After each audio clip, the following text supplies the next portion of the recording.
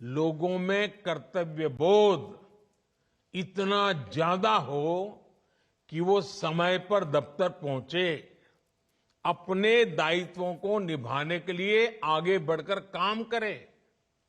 हमारे यहां जो भी प्रोडक्ट बने उसकी क्वालिटी इतनी बेहतर हो कि मेड इन इंडिया देखकर लेने वाले का गर्व और बढ़ जाए।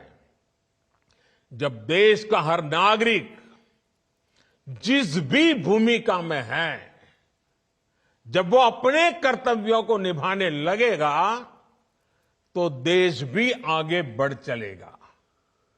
अब जैसे प्राकृतिक संसाधनों के इस्तेमाल से जुड़ा विषय है,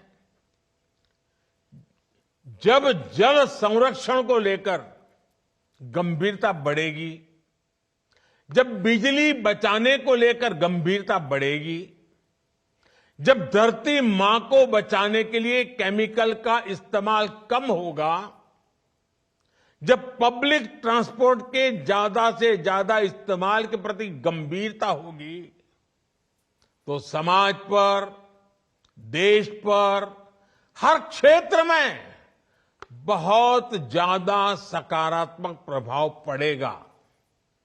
मैं ऐसे कितने ही उदाहरण आपको गिना सकता हूं।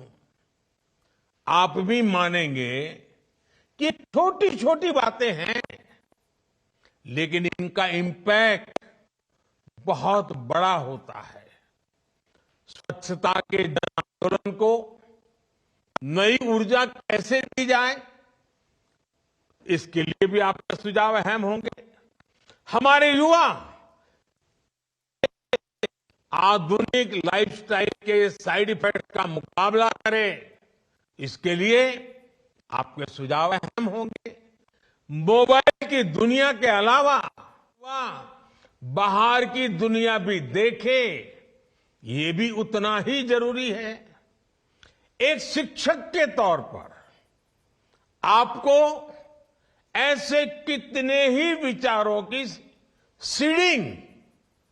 सीडिंग वर्तमान और अगली पीढ़ी में करनी है, और आपको खुद भी अपने विद्यार्थियों का रोल मॉडल बनना है। देश के नागरिक जब देश के हित की सोचेंगे, तभी एक सशक्त समाज का निर्माण होगा। और आप भी जानते हैं कि जिस तरह समाज का मानस होता है, वैसी ही झलक हमें शासन प्रशासन में भी नजर आती है।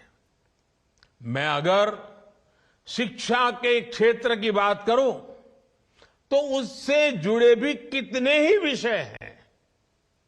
3-4 साल के कोर्स के बाद हमारे शिक्षण संस्थान प्रमाण पत्र देते हैं, डिग्रियां देते हैं, लेकिन क्या हमें ये सुनिश्चित नहीं करना चाहिए कि हर छात्र के पास कोई न कोई स्किल अनिवार्य रूप से हो? ऐसी चर्चाएं, इससे जुड़े सुझाव ही विकसित भारत की यात्रा का मार्ग स्पष्ट करेंगे। इसलिए आपको अपने हर कैंपस, हर संस्थान और राज्य के स्तर पर इन विषयों पर मंथन की एक व्यापक प्रक्रिया के रूप में आगे बढ़ना चाहिए। साथियों, विकसित भारत के निर्माण का यह अमृतकाल वैसा ही है, वैसा ही समय है जैसे हम अक्सर परीक्षाओं के दिनों में देखते हैं।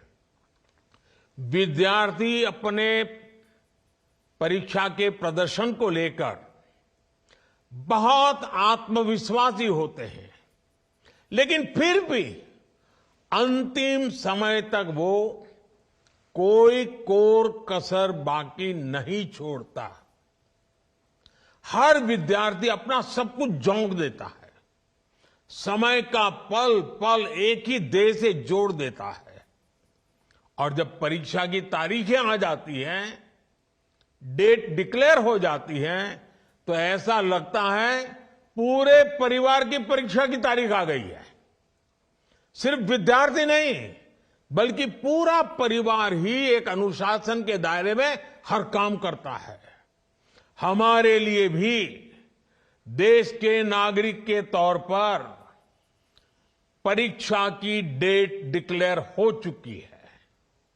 हमारे सामने 25 साल का अमृतकाल है।